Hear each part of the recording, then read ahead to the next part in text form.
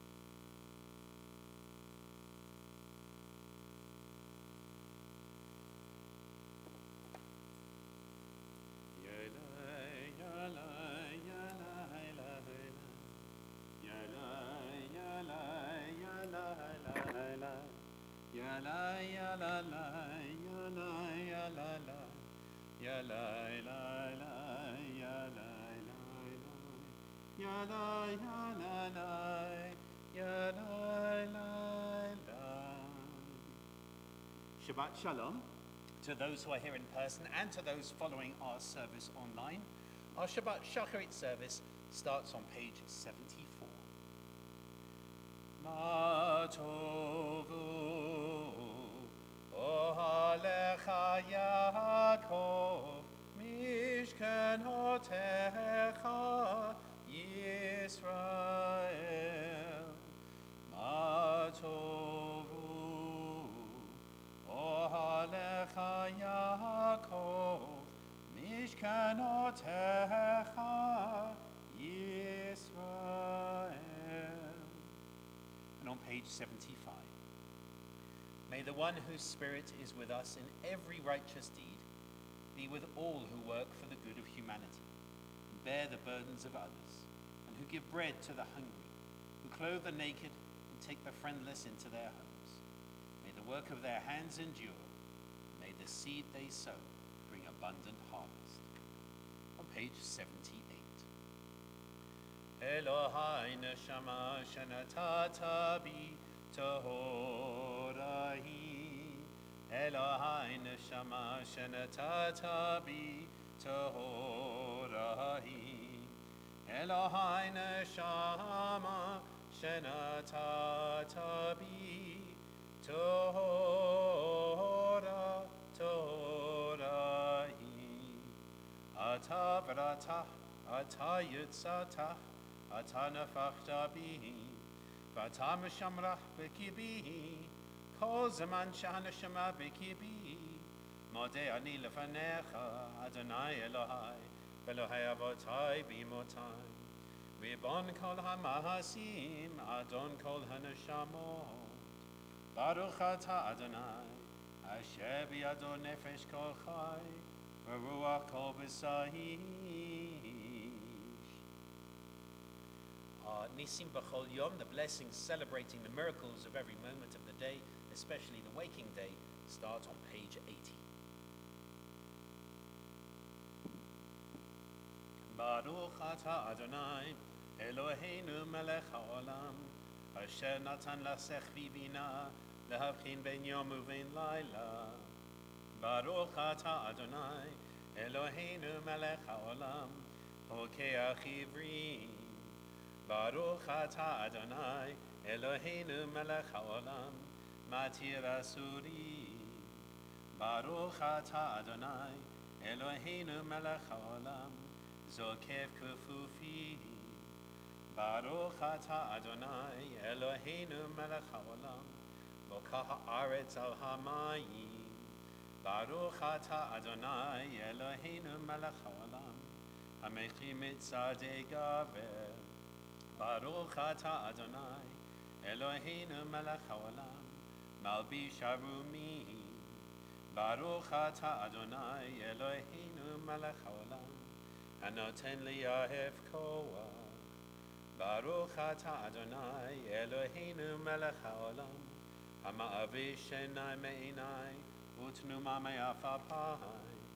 Baruch atah Adonai, Eloheinu melech haolam, Shasani b'tselem Elohim.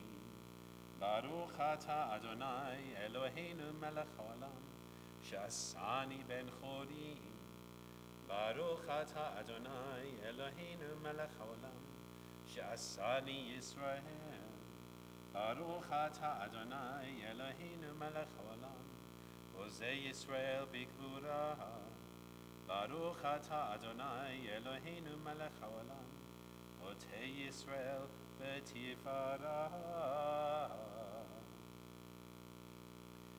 Often at this point in the service, we have a study passage, but because we're not bringing out the Torah scroll, we don't have a minyan here, and so we're going to be studying the Torah portion. That's not a statement against those who are here. We could have 200 people online. I wouldn't know, so we can't count them in a minyan.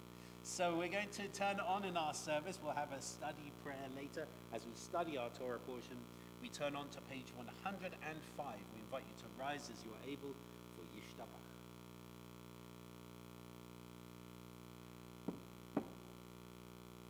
ישתבח שמך לעד מלכנו, האל המלך הגדול והקדוש, בשמיים ובארץ. כי לך נאה אדוני אלוהינו, ואלוהי אבותינו ואמותינו. שיר ושפחה, הלל וזמרה, עוז וממשלה, נצח וגדולה וגבורה. תהילה ותפארת, קדושה ומלכות, ברכות והודאות, מעתה ועד עולם. ברוך אתה אדוני, אל מלך גדול בתשבחות, אל ההודאות, אדון הנפלאות. אברכי בשירי זמרה, מלך אלכי העולמים. Chatzi Kaddish is on page 106. That leads us into Baruch Hu on page 108.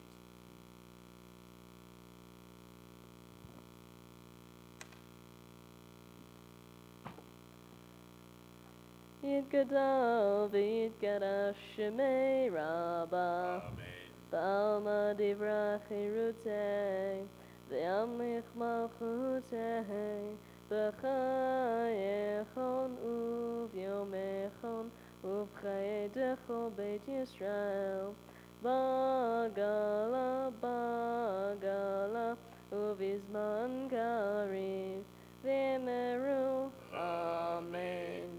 יהי שמי רבה מברך, לעולם ולעלמי עלמיה, יתברך, יתברך וישתבח, ויתפאר ויתרומם ויתנשא, ויתהדר ויתהלל ויתהלל, שמי דקודשה בריחו, לעילם ינקול ברכתה ושירתה, תושבחתה ונחמתה, תמירן בעלמה, ואמרו אמן.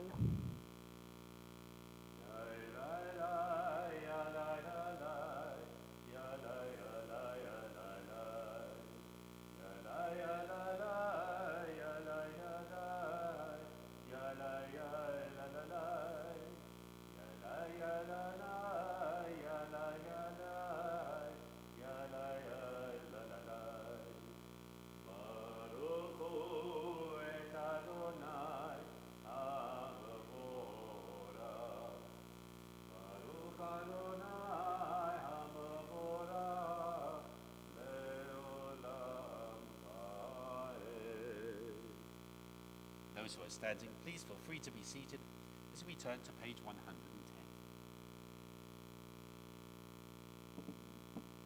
Praised are you, Adonai our God, sovereign of the universe, creator of light and darkness, who makes peace and fashions all things. In mercy you illumine the world and those who live upon it. In your goodness you daily renew creation. How numerous are your works, Adonai! In wisdom you formed them all, filling the earth with your creatures. Be praised, Adonai our God, for the excellent work of your hands, and for the lights you created, may they glorify you. Shine a new light upon Zion, that we all may swiftly merit its radiance. Praised are you, Adonai, creator of all heavenly lights. Baruch atah Adonai, Yotzeh ha'ma'orot. We prepare for Shema with Ahava Rabbah on page 112. Ahava Rabbah Havtanu, Adonai Eloheinu, Chemla Gdola V'Teira, Chamalt Aleinu, Ba'avu Avoteinu, V'Imotenu, Shebatchu V'cha, Shebatchu V'cha, V'Telamdem Chukei Chaim, Ken Techonenu Tlamdenu, Am Rachem, Rachem Aleinu, V'Tem B'Livenu Lehavin, Lehavin Ul'Haskir Lishmoa, Lilmod U'Lelamed, Lishmo V'Lasot, U'Kayem Et Kol Divrei, Talmud Toratecha B'Yahava, V'Ha'erinenu B'Toratecha, V'Dahavek L'Beinu במצוותיך, ויחל לבבינו, ויאהבה וליראה את שמך, ולא נבוש, ולא ניכלם, ולא ניכשל, לעולם ועד, כי בשם קודשך הגדול והנורא בטחנו, נגילה ונשמחה, נגילה ונשמחה בישועתך. ברוך אתה אדוני, הבוחר בעמו ישראל, באהבה. Either seated or standing according to your custom, Shema starts on page 114. Shema Yisrael, Adonai Eloheinu, Adonai Echad. Baruch Shem Kavod Malchuto Le'olam Va'ad. V'ahavta et Adonai Elohecha v'chol levavecha v'chol nafshecha v'chol ma'odecha v'hayu hadvarim ha'ele asher anochi mitzavacha hayom al levavecha v'shinantam levanecha v'dibarta bam v'shivtecha b'veitecha v'lechtecha b'derech v'shochbecha v'kumecha v'kshartam lehot al yadecha v'hayu lototafot b'neinecha v'chatavtam amezuzot beitecha v'sharecha. 1:8. Vayomer Adonai el Moshe lemor daber el bnei Yisrael v'amata alehem v'asu lahem tzitzit al kanfei vigzehem ledoratam v'natnu al tzitzit al kanaf betir techelet v'haya lechem letzitzit uvitem oto וזכרתם את כל מצוות אדוני ועשיתם אותם ולא תטורו אחרי לבביכם ואחרי עיניכם אשר אתם זונים אחריהם למען תזכרו ועשיתם את כל מצוותיי והייתם קדושים לאלוהיכם. אני אדוני אלוהיכם אשר הוצאתי אתכם מארץ מצרים לחיות לכם לאלוהים. אני אדוני אלוהיכם. Amen. Those who are standing, please feel free to be seated.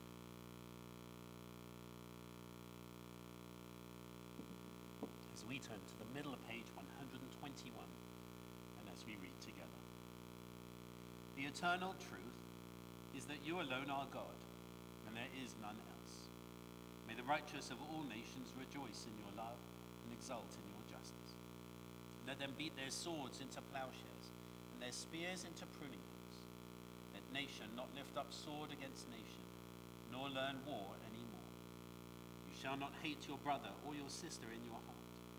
The stranger that sojourns with you shall be accepted as your equal, for you were strangers in the land of Egypt.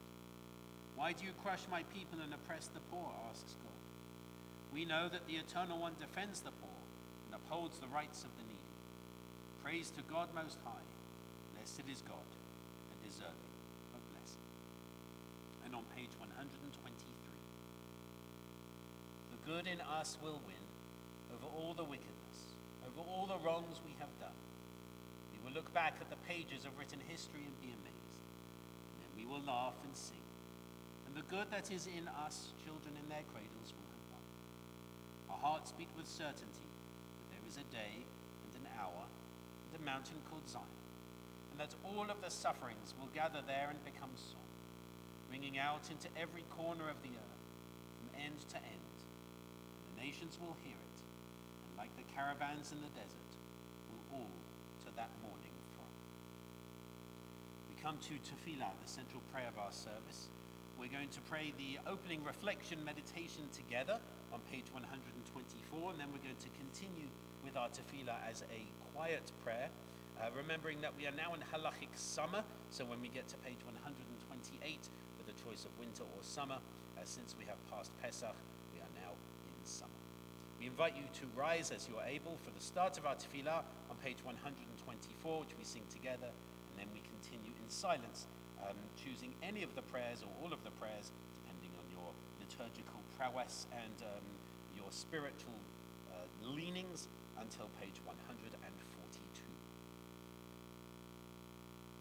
Adonai sefatai tifta, upia giteilasecha. Adonai, open up my lips, that my mouth may declare your praise.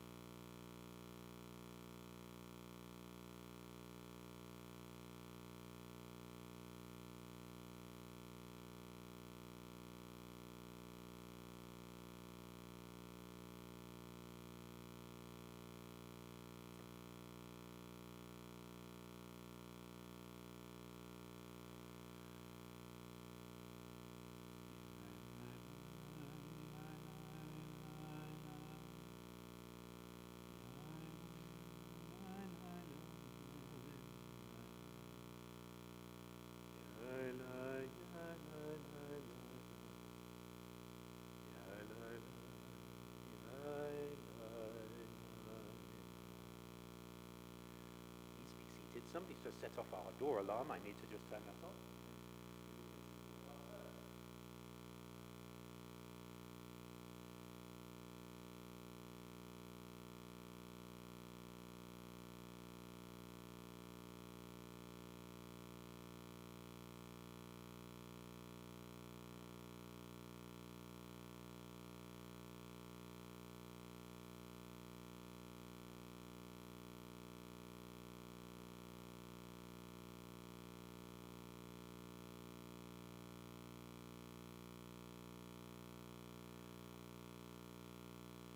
Interesting moment because the alarms were off, so I'm not quite sure how that happened.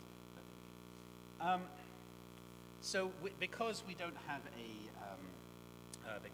a minyan, we don't pull out the Torah scroll at this point, but we do study from the Torah, and I will recite a little from the Torah. The blessing is la'asok b'divrei Torah. That's the blessing for studying the Torah.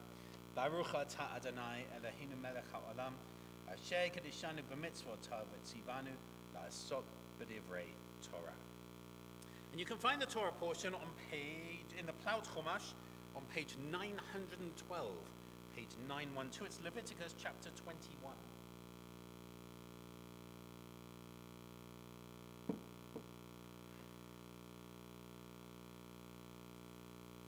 I'm going to chant some of the Torah portion and then share a commentary on it. Leviticus chapter 21. I'm going to be chanting using the English trope, in case you're wondering if it's a special, unique trope to this week. It's not. It's just I never really learned. I've been here 10 years. I never learned the American trope. It just doesn't sit with me in my brain. And honestly, I prefer the English trope. I think it's more musical. Leviticus chapter 21 from verse 1 on page 912. Vayomer Adonai el Moshe Emor el HaKohanim B'nei Aharon V'amata Aleihem Lenefesh lo yitama Ba'amav Ki im lishero Hakarov elav Le'imo ula'aviv ולבנו ולביתו ולאחיו ולאחותו הבתולה הקרובה אליו אשר לא הייתה לאיש לך יטמא לא יטמא בעל בעמיו להיכלו לא יקרחו קרחה בראשם ופאת וקנם לא יגלחו ובבשרם לא יסרטו סרטט קדושים יהיו לאלוהיהם ולא יחללו שם אלוהיהם כי את אישי אדוני לחם אלוהיהם הם מקריבים והיו קודש אישה זונה וחללה לא ייקחו ואישה גרושה מאישה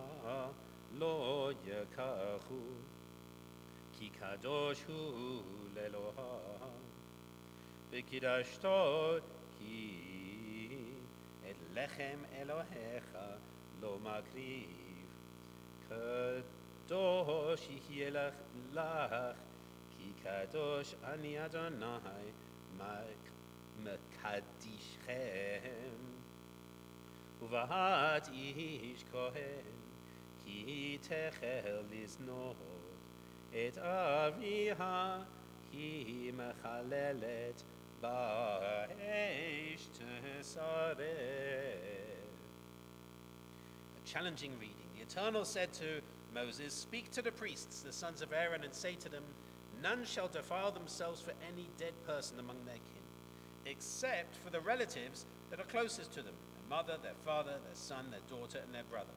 also for their virgin sister close to him, because she is not married, for her he may defile himself. But he shall not defile himself as a kinsman by marriage, and so profane himself. They shall not shave smooth any parts of their heads, or cut the side growth of their beards, or make gashes in their flesh. They shall be holy to their God, and not profane the name of their God. For they offer the Eternal's offerings by fire, the food of their God, and so must be holy. They shall not marry a woman degraded by harlotry, nor shall they marry one divorced from her husband, for they are holy to their God. And you must treat them as holy, since they offer the food of your God. They shall be holy to you, for I, the Eternal, who sanctify you, am holy. And when the daughter of a priest degrades herself through harlotry, it is her father whom she degrades. She shall be put to the fire. This is an extremely challenging reading. The book of you're nodding like, yes, it is. I know. The book of Leviticus, we have to remember, is a book that is very different from the other books of Torah. It is a book that is written for the priests, particularly about the priests. There's not narrative as there is in all the other books. Deuteronomy has narrative in the sense of Moses recounting everything that has happened. What we have here is a very strict set of laws. And the book of Leviticus in particular is very strict because of the fear of contamination, because of the fear of getting something wrong. And what's fascinating is last week we saw Kedoshim, the Torah portion of Kedoshim, talking about be holy, just as this Torah portion, Emor, talks about be holy in verse 6. So in Kedoshim last week, we had an injunction for the entire people to be holy. And how would they do that? Through ritual and ethical means. Particularly, V'ahavta l'reacha kamocha ani Adonai. Love your neighbor as yourself, I am the Eternal. That is how to keep kadosh, how to keep separate, how to keep holy. But the priests had to be especially holy. They had to be holy in a ritual holiness sense as well. And one of the first aspects of this Torah portion for the priests to be holy is to not defile themselves by the dead, which means not being in the same place as a dead body, except, of course, for immediate relatives. And so the first 4 verses are trying to explain what to do if, God forbid, somebody's mother, father, son, daughter, brother, or even sister dies in their presence. They are allowed to be in the presence of the body, but they're not allowed to be in the presence of other people's bodies. And this is a really interesting aspect of the contamination of death that we experience throughout the book of Leviticus. The idea that death defiles. And defiling, we need to be very clear what it means. It doesn't mean dirty in any way. It means taking away from ritual life. The priest has to be ritually alive and has to be as close to God, as close to living as possible. And so therefore, the dead body essentially contaminates that by making them almost normal, essentially. So what we have here is not that a dead body defiles like it makes them dirty per se, but rather it makes it impossible for them to fulfill their priestly role. And what's really interesting is that in contemporary Judaism, ever since Torah, and all the way up to modern day, people who are classed as Kohanim, people who are priests who have the last name Kohen, won't do this. They won't be in the presence of a dead body. They're not allowed to participate in a Chevra Kedisha to prepare the body for death, for burial, excuse me. And so they keep distance. They're not allowed in a cemetery unless it's for specific individuals that are named here. And the idea is that when the Messiah comes and the Kohanim need to serve as priests again, which would be a little challenging because there's a building on the place of the Temple Mount. We're not going into that. But the idea is that the Kohanim need to be ritually pure. The difficulty of this is, of course, that you can purify yourself. And if the Messiah comes, then you should be able to purify yourself through the same means that are mentioned here. So the idea of Kohanim not defiling themselves today is an interesting ritual leftover that actually doesn't totally make sense. Because they say, but we can't have that defilement removed because we don't have the temple. The point is, yes, that you only need to care about the defilement when there is a temple, so that will be covered. What's fascinating is that it even gets to a point of almost absurdity in some contemporary ultra-Orthodox practice. For example, when some individuals are flying over a cemetery. And so what happens when you fly over a cemetery? Are you defiled by that cemetery? If you're not allowed to walk into the cemetery because that defiles, what happens if you are above the cemetery? And there are really interesting halachic discussions about this. And there are some people who believe, and there is a valid reason for explaining it, there are some people who believe that it is the entire cemetery above and below that defiles, essentially. So if you fly over a cemetery, therefore you become defiled as a Kohen, as a priest. And so these ultra-Orthodox Jews who believe that particular understanding of defilement, when they fly, they will wrap themselves. Sometimes they will place a plastic bag over their feet. Sometimes they will place even more, as a way of showing that they are separated and not in the same space. But what's fascinating is that that each plane takes a different route from an airport. And so therefore, you don't necessarily know if you're going to fly over a cemetery. So this custom has developed among some ultra-Orthodox Jews of basically wrapping yourself just in case you fly over a cemetery. I don't think that's what this is really talking about. What this is talking about is individuals who need to provide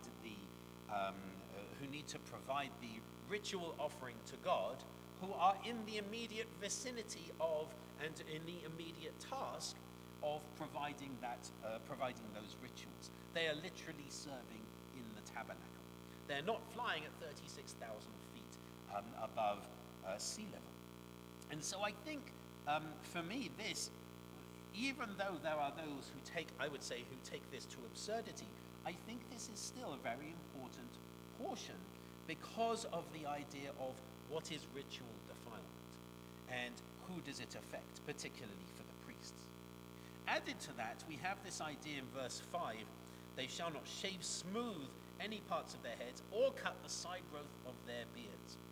And this is verse 5, where we saw ufa'at zakanam. The pa'at is the corners of. Another way to pronounce that is payos. And payos in Hasidic Judaism are payot are these long curly sideburns.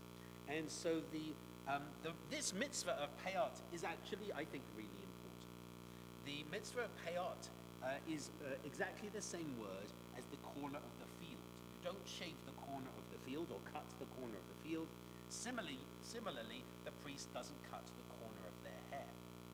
And there is a really important connection then between the human being and the land, which we looked at quite a few weeks ago in my first environmental presentation. That there is a synchronicity between the way that we groom the land and groom the person, particularly in this case, the male person. And so the mitzvah of payat, how do we know when it says you shall not cut the side growth or you shall not cut the corners of your beards? If you can hold on to it like this, you have fulfilled the mitzvah. So everyone's like, oh, can I do that? If you can hold on to it, you fulfilled the mitzvah. However, the idea that some Hasidic Jews have, many Hasidic Jews have, Jewish men have, of growing it even longer is what's known as hidur mitzvah, adorning the mitzvah. So, for example, where the mitzvah is to light 2 Shabbat candles, it's not necessarily to have 2 ornate candlesticks. But what we do is we say we are adorning the mitzvah. We could use tea lights if we wanted. It just wouldn't feel quite right. We're adding something special. We're showing it special. Similarly, after our service, we're going to say Kiddush. We could say Kiddush from a plastic cup. Or we could say Kiddush from a becher, from a goblet. And that is adorning the mitzvah. So similarly, Hasidic Jews will grow their payot in exactly the same way to adorn the mitzvah. To say, not only will I not cut them, I will grow them extremely long into something, fascinating and extraordinary. So what we have here is, in this Torah portion of Emor in particular, as we look further, verses 16, 17, 18, 19, 20, and so on, is we have the idea of physical perfection. No one of Israel throughout the ages who has a defect shall be qualified to offer the food of God. In other words, to serve as a priest. No one has a defect shall be qualified. No one who is blind, lame, who has a limb too short, a limb too long, a broken leg, a broken arm, who is hunchback, who is a dwarf, who has a growth in their eye, a boil scar, scurvy, or crushed man-beats. What does this mean? What's connecting all of this? It's this idea of perfection, which is really interesting because the priests were defined as physical, perfection was defined for the priests as physical perfection, which we may find extremely challenging today. The idea of judging people by their looks, essentially. But the idea here, again, is exactly the same thing for the priests in terms of how alive are they. And in the biblical mindset, somebody who is physically damaged is less alive, essentially, is less full. And so we, I think, have a responsibility in our contemporary age. We in the Reform movement don't hold by the priesthood and so on. We see it as a relic of the past. But we also have to make sure that when we look at how we approach people, that we don't see anyone who has what it calls here, a physical defect. We don't see it as that. We see it instead as a variety of human beings. And there is actually a blessing that in Talmud is a blessing on seeing giants or dwarves. In other words, people who are enormous or people who are very small. And it's a blessing that essentially says, thank you, God, for making a varied creation. We could actually, in a Reform perspective, say that all the time. Not people who are different from the norm, but actually, as we meet a crowd of people, we could say that blessing, thanking God who gives us, who creates varieties of human beings. That, I think, turns this sort of judgmentalism into something extremely positive, into something inclusive, by essentially saying, yes, we are all different, we are all born with different physicality, and none of it is our choice. We don't choose our bodies. And so if we say we are created B'Tselem Elohim, in the image of God, as Genesis says, we have to understand that this can't necessarily be a physical image because we're all created, we all look different. It must be our form, our being, our essence. And so therefore we go beyond the physicality. Like for the priests in Torah, they couldn't. They couldn't go beyond physicality because their role was an extremely physical, ceremonial role. So what we have here, I think, really contrasts with last week's Torah portion. Whereas this last week's Torah portion was very much an ethical Torah portion. It included some ritual mitzvot, including sacrifice. But then it moved into Lo telech rachil ba'amecha. You shall not go about peddling gossip about your neighbor. Lo ta'amod al dam re'echa. You don't stand idly over the blood of your neighbor. V'ahavta l're'echa kamocha. You shall love your neighbor as yourself. These are really essential mitzvot. And then suddenly it goes into, yes, but you can't have crushed testes, and you can't have a broken leg, and you can't defile yourselves from the dead, and so on. And I think, even though we may find this extremely challenging, I think there is something important about taking the ethical mitzvot of last week and the practical physicality of this week and asking ourselves what still applies today. So we may turn around and say, we don't hold by this, but what does physicality mean to us? How do we express physicality? How do we use our bodies in worship, in prayer? So sometimes we stand, sometimes we sit, sometimes we bow. When we get to the Avodah service on Yom Kippur, we prostrate ourselves flat on the floor. How can we use our bodies for prayer? And so that's why, I guess, on reflection, I should have included in the very beginning of the service, we sang Eloheinu Shama, thanking God for our souls, but we didn't pray Nekavim Nekavim, thanking God for our bodies.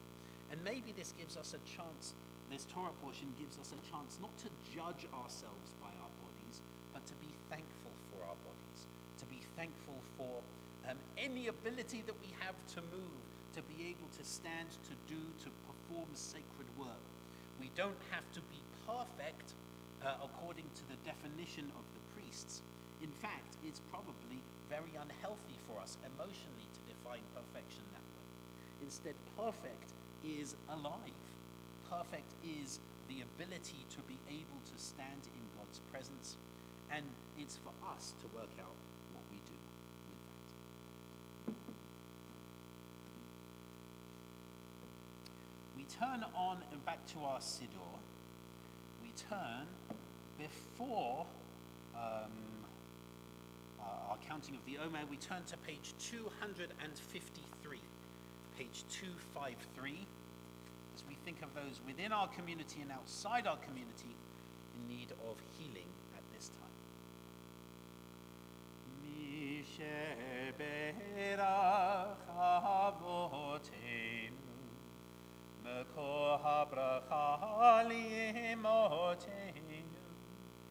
May the source of strength who bless the ones before us help us find the courage to make our lives a blessing, and let us say, Amen.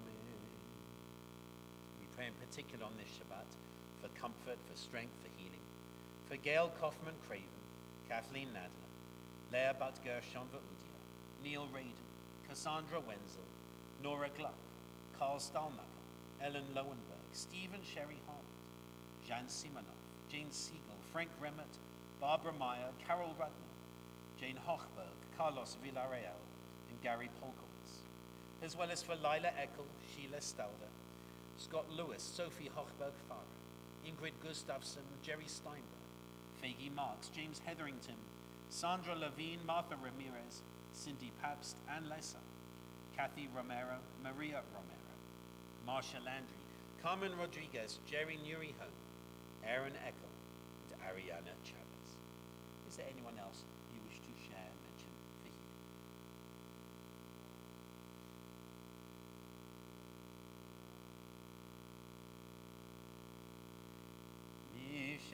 Misheberach imotenu, mekol habracha le'avoteinu. Bless those in need of healing with refuah shalema, the renewal of body, the renewal of spirit, and let us say, Amen. And before we move on with our counting of the Omer, I'd like to invite up Sarah, who is not leaving permanently, but who is heading away for a while. And so we're adding a special prayer for you, a prayer for a journey.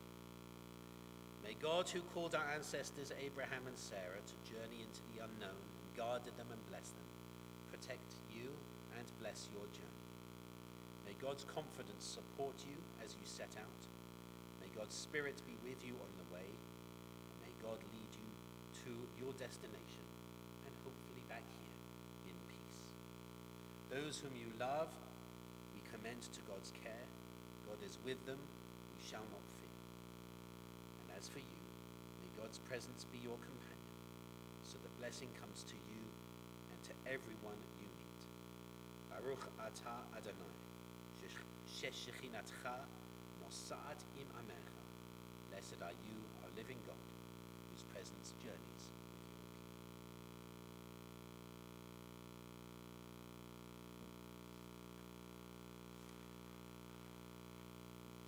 people. The counting of the Omer, I'd love to say what page it's on. I can't think. It's 278, page 278. There's interesting customs about the counting of the Omer. The Omer is the 7-week period between Pesach and Shavuot. And sometimes we make a really big thing of the Omer, and sometimes not so much a big thing. The counting of the Omer was seen particularly by the rabbis as a way of lifting us up, normally you count down to things, particularly to Shavuot, to the festival of Revelation. You would expect that you count down 49 days until we receive Torah, 48 days till we receive Torah. It would make sense because you build up excitement. But we don't do that in Judaism. When you think of the Hanukkah candles, for example, we don't start with the most and take away. We start with the least and add.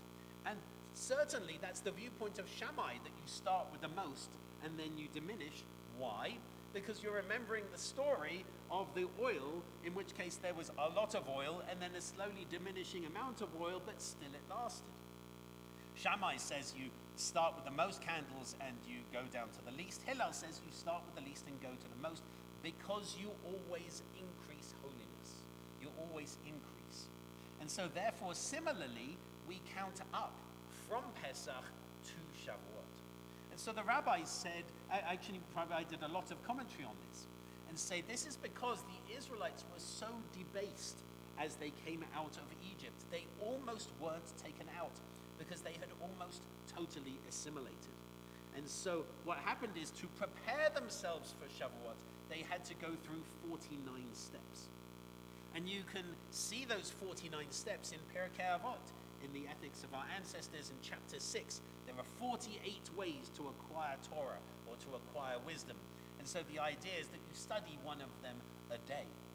So we count the Omer up as a way of preparing ourselves for Shavuot.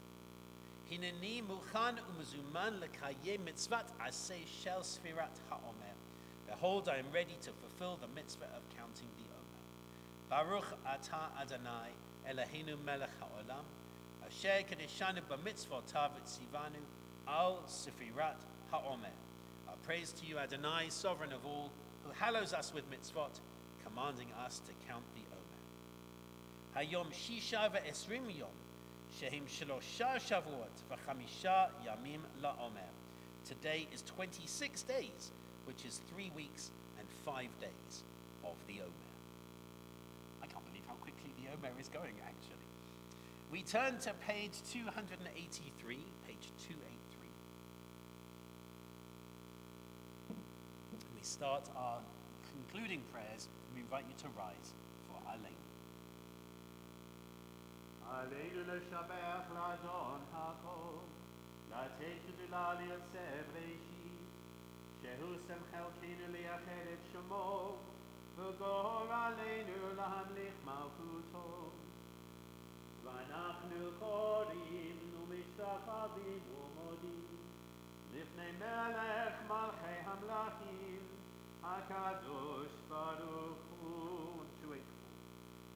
שהוא נוטה שמיים ויסד הארץ, ומושב יקרו בשמיים ממעל, ושכינתו זו, שכינתו זו, בגובה מרומים, הוא אלוהינו הנו, אמת מלכנו אפס זולתו, ככתוב בתורתו, ידעת היום, ידעת היום והשבות אל לבביך, כי אדוני הוא האלוהים, השמיים ממעל, והארץ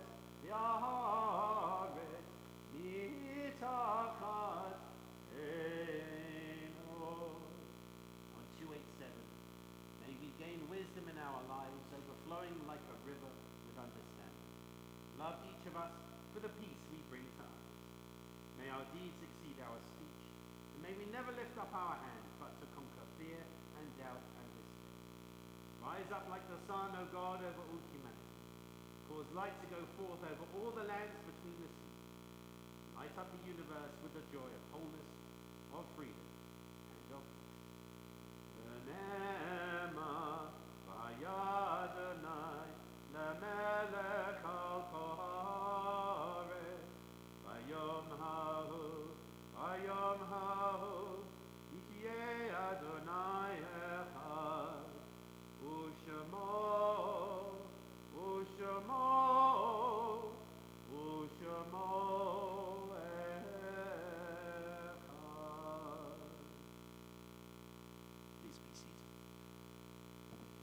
Is there anyone here who is saying Kaddish for anyone at this time?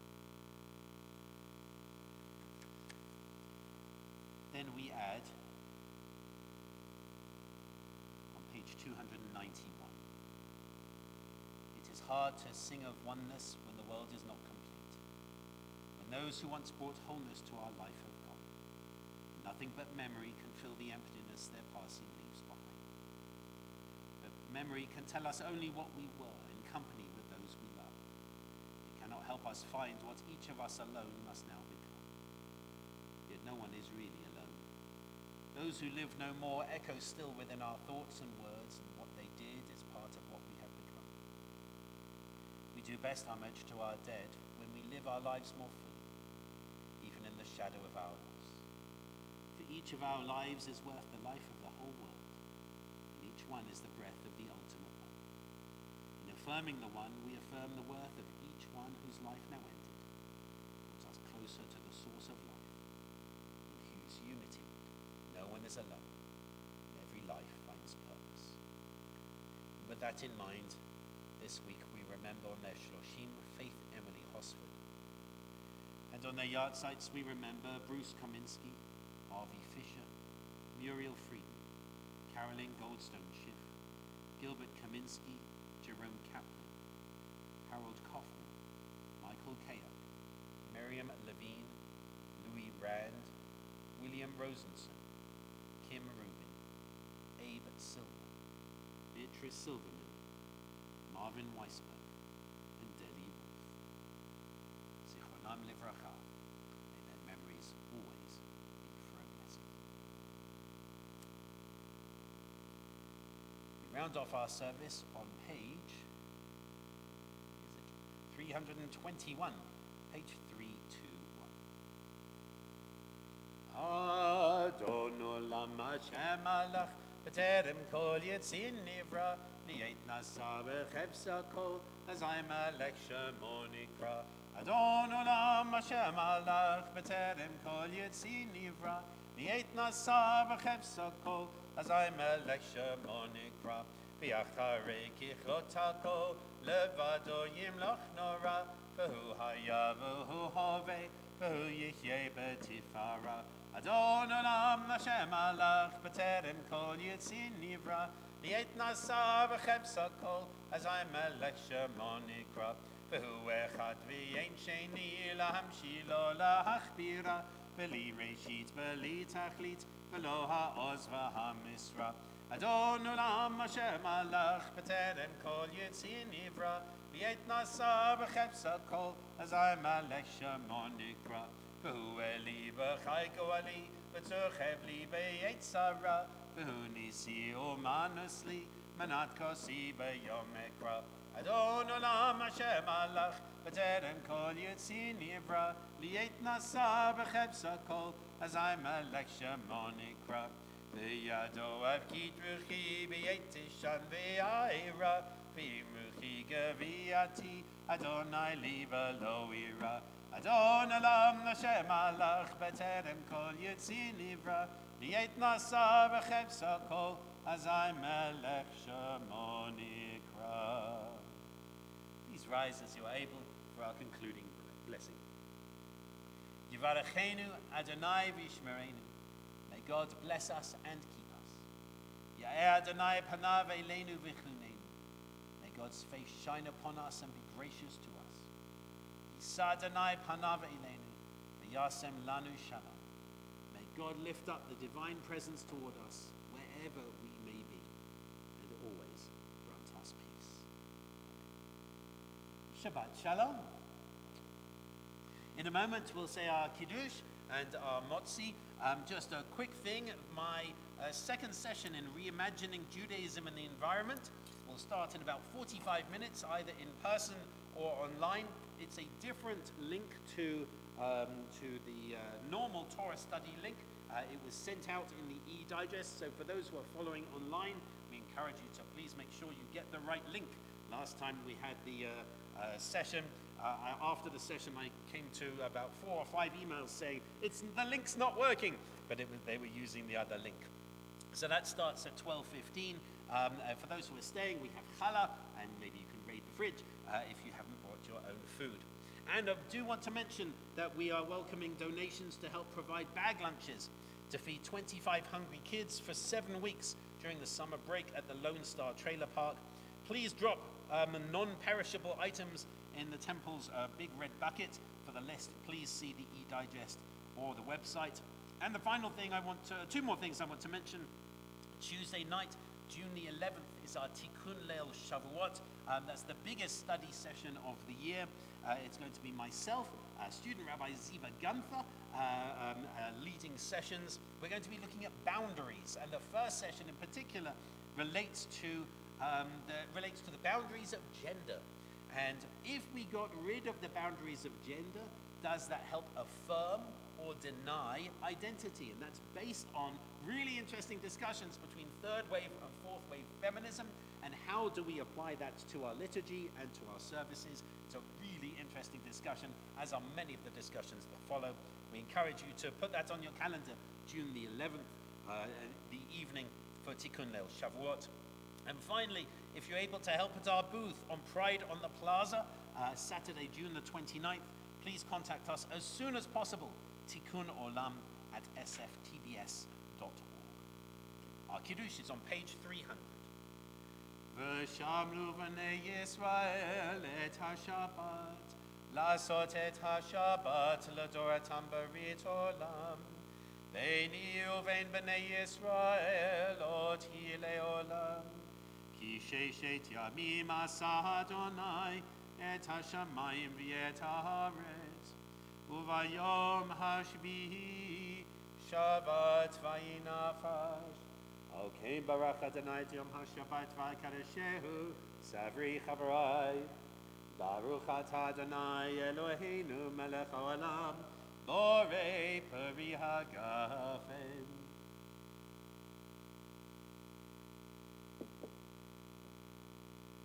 ברוך אתה אדוני אלוהינו מלך העולם, המוציא לחם מן הארץ. בטבעון and Shabbat Shalom.